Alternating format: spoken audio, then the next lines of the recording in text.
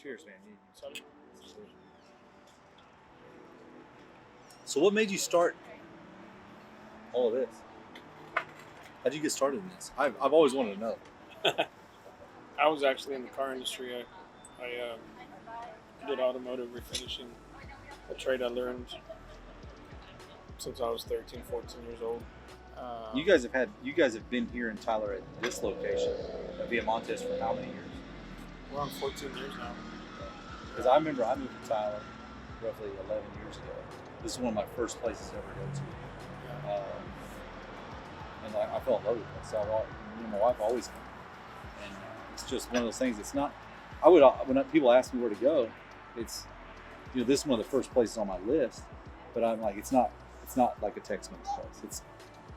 It's just a little twist on it, and the atmosphere is killer. I mean, you look around, it's what you guys have done here is awesome.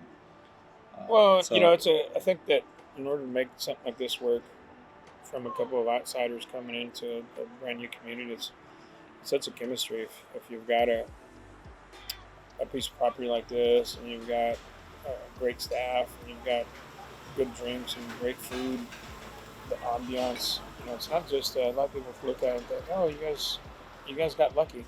Yeah, we did, but there's so much that in order to make that chemistry work, right, and tick. It's probably taken an army of people just to like your team and stuff like that. It has, but also I think the community was ready when we came in 14 years ago. People here were ready. You can tell, like you kept hearing people going to Dallas. Okay, what kind of food are you looking for when you go to Dallas, or when you go to Houston, when you're traveling? What are you looking for? Yeah. And as we kept listening to people, Carlos, like, this would do really well here, and that would do really well there on the menu. Speaking of, the different proteins and different where you're going to categorize each item. So I think timing was just right for us when we came in. And so, any kind of future goals you got going? Anything that's on the radar for you? I know you're always doing something. So you've always got something. Every time I look at you, you're doing something. I mean, you're so involved with the community. I see you during COVID. It didn't slow you down. I was like, man, I was worried. Like, you're the first one that comes to mind. I'm like, man, I hope Mundo's okay. Like, you're like, we got this. I was trying to throw you ideas on Facebook, and you're like, man, we're doing curbside. And then, even through the snowstorm the other day, you were telling me on all the stuff that you guys did for that. Yeah. So I'm not worried about you anymore, man. I mean, you've got it. And I always wonder, like, what's your next move? At this point in our lives, we're getting older, and we still, both of us, still feel like we have the energy to do, to grow. Yeah. I feel like we're still in growth mode, but at this point in our life, we're just wanting to make sure that what we have is under control. Mm-hmm. And as far as, what's on the horizon, I mean, just continue to grow our catering department. That has done really, really well for us over the last few years. Last year aside, of course, we didn't do anything in catering. I don't think much of us did around this area. Yeah. But I think our biggest goal right now is maintaining what we have and continue to keep involved with our community.